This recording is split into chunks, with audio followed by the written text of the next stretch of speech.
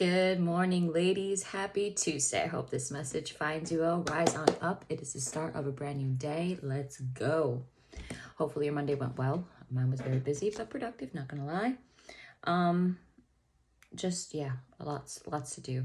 Lots of last minute end of the year closeout stuff, even for my, not just personally, but for work, and trying to get everything together because I'm going to be off next week and I'm gonna take every bit of it. Just reset, die to self. We're hopping on Job this morning. Job chapters 1 and 2 is what we'll be reviewing. However, as what we typically do, I will read off what they have here in the beginning in terms of the author, background setting type of scenario, so we know what exactly it is that we're about to read. So Job, apparently the author of the book of Job is unknown, but he was obviously a wise and well-educated man with literary skills. He referred to such diverse subjects as mining, astronomy, animals, embryonic development, and hunting. Possibly the author was Job himself, in which case he wrote it after his restoration. Now, in the setting, background, the period of the patriarchs seemed to be the most likely setting for the book of Job. And the description of wealth and prosperity, great similarity exists between Job and Isaac. However, Job is not a descendant of Abraham, and he is not living in the land of Canaan. The text identifies this land as Uz, referenced in Job chapter 1, verse 1.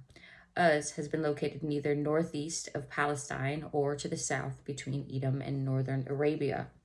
The latter seems more probable, as it references the daughter of Edom, which points to Idumea, referenced in Lamentations chapter 4, verse 21. Now, the purpose of the book presents a blameless and upright man who feared God. He was a patriarch secure in the midst of the family and prosperity. The faith and the perseverance of this extraordinary man was tested by Satan. But in the end, Job was victorious and his faith was rewarded. The author affirmed that God never abandons the one in the midst of suffering, and that all suffering is not necessarily due to the personal sin of the one suffering. Also, suffering does not necessarily detach the one suffering from God. The book describes the kind of faith required of God and how that the faith works itself out in the midst of the fires of suffering. Perhaps this was the author's way of vindicating God against the popular notions that have persisted from then until now.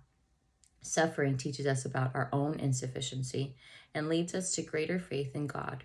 And God requires of his saints a faith that perseveres patiently under adversity. All right, we are going to hop on chapter 1, verse 1, and it goes like this. There was a man in the land of Uz, whose name was Job, and that man was blameless and upright, and one who feared God and shunned evil. And 7 sons and 3 daughters were born to him. Also his possessions were 7,000 sheep, 3,000 camels, 500 yoke of oxen, 500 female donkeys, and a very large household, so that this man was the greatest of all the people of the East. And his sons would go and feast in their houses, each on his own appointed day, and would send and invite their 3 sisters to eat and drink with them. So it was, when the days of feasting had run their course, that Job would send and sanctify them, and he would rise early in the morning and offer burnt offerings according to the number of them all. For Job said, "It may be that my sons have sinned and cursed God in their hearts." Thus Job did regularly. Because he knew his kids probably were walking out in sin or doing things, he literally rose up early in the morning and offered burnt offerings according to the number of them all. Verse 6, now there was a day when the sons of God came to present themselves before the Lord, and Satan also came among them. And the Lord said to Satan, "From where do you come?" So Satan answered the Lord and said, "From going to and fro on the earth, and from walking back and forth on it." Then the Lord said to Satan, "Have you considered my servant Job, that there is none like him on earth, a blameless and upright man, one who fears God and shuns evil?" So Satan answered the Lord and said, "Does Job fear God for nothing? Have you not made a hedge around him, around his household, and around all that he has on every side? You have blessed the work of his hands, and his possessions have increased in the land. But now stretch out your hand and touch all that he has, and he will surely curse you to your face." Verse 12, and the Lord said to Satan, "Behold, all that he has is in your power. Only do not lay a hand on his person." So Satan went out from the presence of the Lord. Now there was a day when his sons and daughters were eating and drinking wine in their oldest brother's house. And a messenger came to Job and said, the oxen were plowing and the donkeys feeding beside them, when the Sabians raided them and took them away.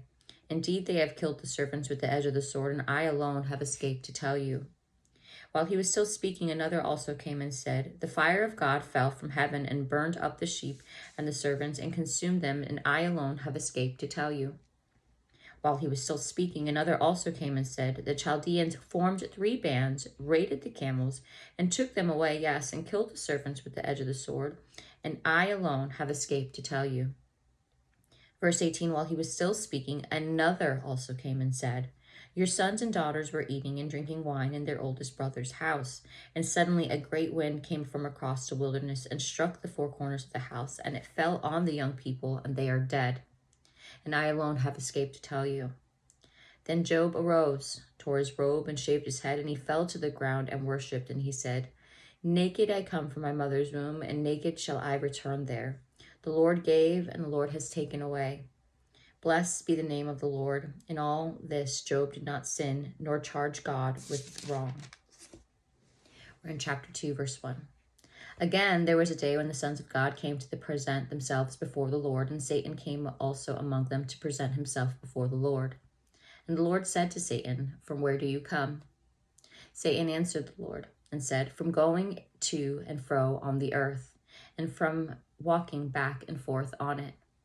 Then the Lord said to Satan, have you considered my servant Job, that there is none like him on the earth, a blameless and upright man, one who fears God and shuns evil? And still he holds fast to his integrity, although he incited me against him to destroy him without cause.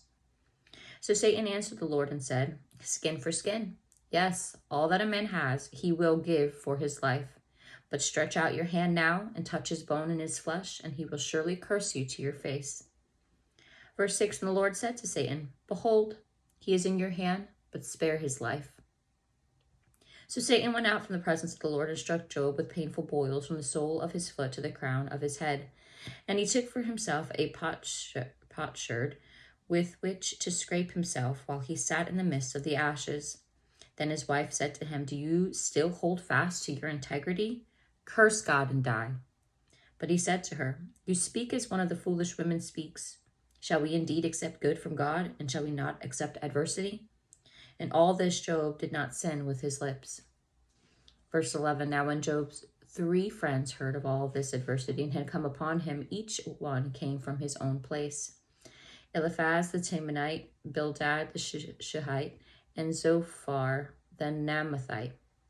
For they had made an appointment together to come and mourn with him and to comfort him. Verse 12, and when they raised their eyes from afar and did not recognize him, they lifted their voices and wept, and each one tore his robe and sprinkled dust on his head toward heaven. So they sat down with him on the ground 7 days and 7 nights, and no one spoke a word to him, for they saw that his grief was very great. And that is all for today's Bible study, ladies. Chapter 1 and 2. Job's already off rip, dealing with trials and tribulations, but hopefully, if you haven't already known, and I just found this out probably really dig into about a year ago, God will allow Satan to test you. God will allow Satan to mess with you. It's how we handle the situation. It's how the words that we speak that make the whole situation different. It makes a difference. So remember that for anybody that needs it for today. Let's go. Let's have an amazing day. Don't sin. Be a good person. Do a good deed. It won't kill you. If anything, it will make you feel a heck of a lot better. So, to an amazing day ahead. Stay blessed.